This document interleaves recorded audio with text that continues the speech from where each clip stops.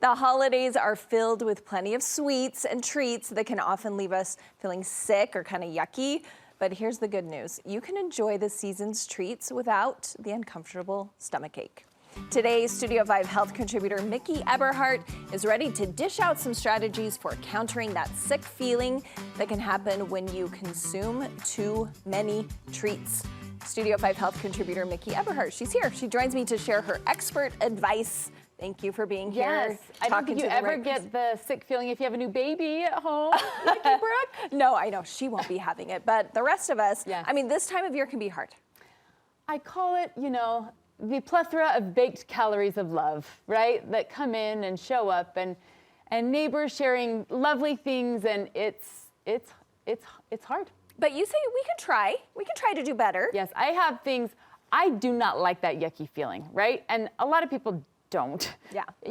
So I have created, these are tips that I purposely follow, and I do think they make a big difference. Amy. We're calling them smart strategies from Miki. So the first one is we need to stay nourished with smart snacking. You're a big fan of the smart snack. I am, and this is because we all know the hustle and bustle, right? How much time I have to go do this and do that and do that.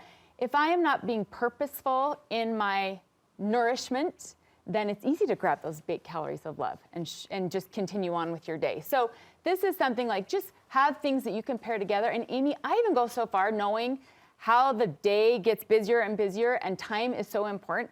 I will think through in the morning.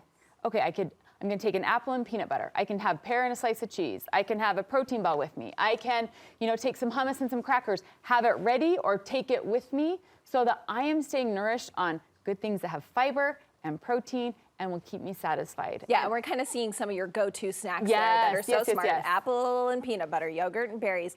Those things that we could prep in the morning for us and our kids, really, because they get snacky too. A veggie plate is one of the best ways. You can throw that out there and have it be on the counter, and I guarantee it gets eaten. Nobody I know wants to take the time to do it. Buy one at the store. But you put that out there, you're gonna get a little bit more nutrition in you than just the sugar. Well, and that's a big deal because I do think whatever is on the counter is what gets eaten, right? Because we see that when you put fruit out, guess what? It's going to get eaten. Yes, and this brings me to my number 2 smart strategy, Amy, which is clear the counter of crappity crap. Put the good things out, your fruit, your veggies and dip, those kinds of things, but what you see is what you will eat. And so if we can, out of sight, out of mind, certain things, I know sometimes it's inevitable. When I talk to clients and things, everyone kind of has the corner counter that things just kind of start to pile. And what's so interesting, Amy, is research shows you can walk by something 3 times and say, no, thank you, no, thank you, no, thank you. 4 is when we give in. And if we haven't smartly nourished ourselves and we're hungry and it's right there, it's really easy to grab, right? So if you love something, great, save it. But put it out of sight. Put it in a cupboard, put it in a drawer. You don't have to eat everything that comes in your door. I love that this is also a tip for us to keep those counters clean, clean up. Don't leave things out. Literally, there's some really fun studies behind the mindless eating that happens when it just sits out. So clear it away. And either out of sight, out of mind, right? Out of sight, out of mind. Okay. Also, you want us to really notice our satiety, when are we full? Yes, when look at both ends, hunger and satiety, so that when it comes to, if I'm starving and I've let myself get too hungry, I'll grab whatever is available, right? And if there's stuff on the counter, guess what I'm going for? The flip side, Amy, sometimes we think, well, New Year's is coming, so this is the only time I'm going to be able to eat this and this and this and this. I do that. And so then we overdo it because come it's January 1st. the only time I get fudge. Come Jan 1, I'm not going to eat this anymore. But really, one of the best ways we can remove that yucky feeling is to eat within a certain window. I love this intuitive hunger scale, which goes from 1 to 10. 1 is I'm starving. First thing I see, I'm going to eat. And the flip side, number 10, is so full, I got to put on stretchy pants and lay down on the couch. Why did I eat so much kind of a vibe? Ideally, we want to eat between a 3 and a 7. I'm hungry and ready for a meal, or a 4, I'm ready for a snack, and stop at a 6 or a 7, which is satisfied. It's not 8, 2 bites too many. It's not too full.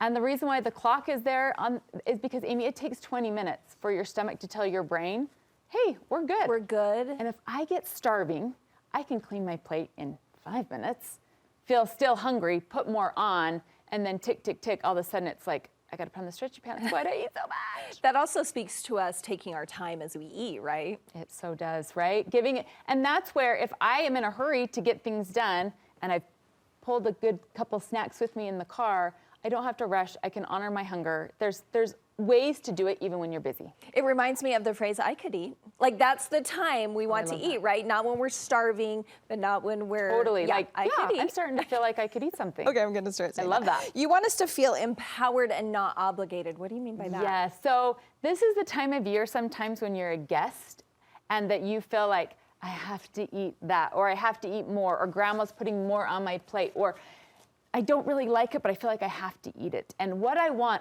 one of my pet peeves is like when people feel obligated to eat. And so I want to give a couple tips so that people feel empowered and assertive. And one of those things is if you are not hungry anymore, right? You are pushing, you're at a 7, I'm comfortably satisfied.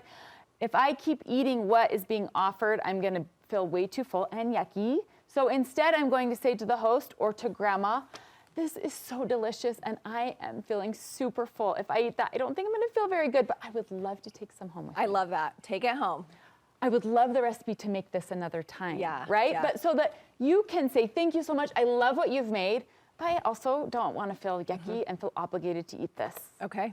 Honor that hunger, honor the satiety, and feel empowered in making those decisions to not feel obligated to eat. I love that. And the last one is something we all know we just have to do, which is move our bodies. Yes, and this is oftentimes, in fact, I was just noticing yesterday, I was in the gym, I'm like, where is everybody? It's easy time to give up because we got to get things done.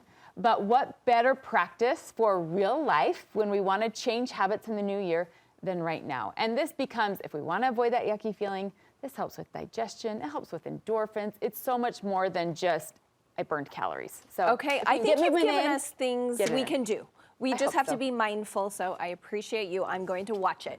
I'm not going to eat until I'm like, I could eat. This is the thing. You can get food anytime. Yeah. Like, you can make these things anytime. So often we think this is the only time I'll be able to eat it. That's a lie. Okay, don't lie to yourself. Thank you, Miki. We appreciate you.